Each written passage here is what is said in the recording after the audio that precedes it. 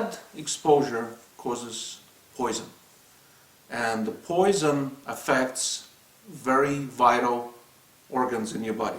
Lead, also known as Pb, is the 82nd element on the periodic table. The word plumber actually means lead in Greek, plumbum. It's also extremely poisonous and could be in your home. Lead is not a man-made material. Lead is a naturally occurring mineral, and it comes from Mother Earth. Having 4 stable isotopes, yet still having no less than 27 unstable ones, lead was commonly used in the early 1900s up to 1978, when it was banned. Although lead is dissolvable in slightly acidic water that has been still for a period of time, lead is still very durable and would last for quite a long time if used in such things as plumbing. The material was actually used extensively by the Romans. The reason the lead was used heavily in plumbing is it's a pliable material, so it's a metal that could be easily put into whatever form you like. It's very malleable. As scientists have proved with other solids, lead is more soluble in hot water.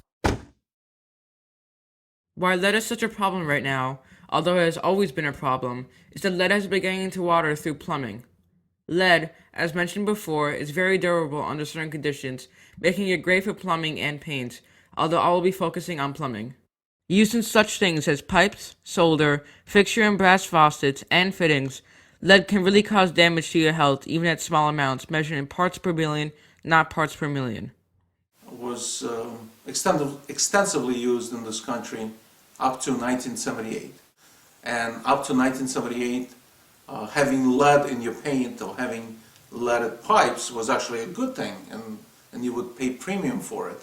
Because of its massive use in the early part of the 20th century, lead is still present in early 20th century constructed houses, making it a problem of the people. Lead could not be seen, smelled, or tasted if dissolved into water, although tests can detect if lead is present. Water can cost $20 to $100 to test, a price worth paying for practically saving your life. First grab, as we call it. You wake up in the morning, nobody's used the water, you go to the kitchen sink, and the first grab, you fill up your bottle. Well, guess what? That will show if there's any lead in the actual faucet. And then 15-20 seconds later, when the water runs through the pipes, that's the second sample. So then you look at the results and you say, okay, if the first test showed higher results, that means it's in the faucet. And if the second test still showed high concentration of lead, that means it's also in the pipes. As explained, the 2 tests are first draw after the water has been still for 6+ hours, and flushed when the water has been actively flowing for 5+ minutes. Erythrocyte protoporphyrin test can be used to see if there's lead exposure in a person's blood. A child has determined to be with lead concentration of 10 micrograms of lead in deciliter of blood.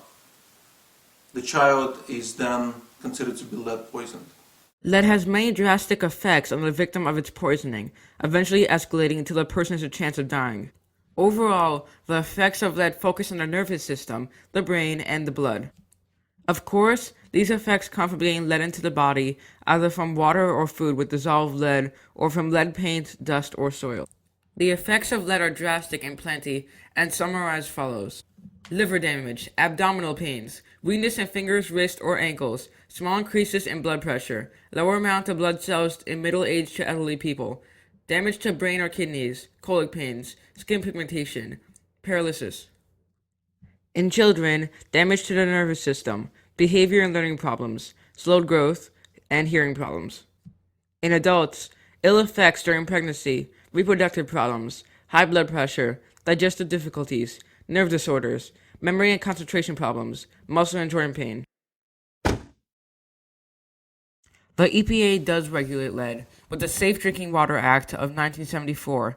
The limit was set at 15 parts per billion, although this did not completely remove lead. The act did not require the removal of lead from pipes, just making sure the lead doesn't get into the water.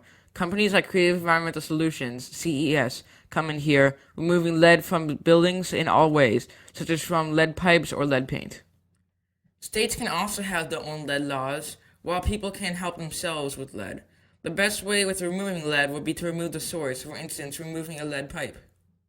There are alternative methods that include making the wire less corrosive, such as using calcite filters, carbon cartridge filters, ionic stage resin cartridge filters, or activated alumina cartridge filters. Minerals that we've used it extensively in various products, but now we know the health hazards of it, and we can control it. And if we can control it, we should, because that would prevent any adverse effects and would save people's lives.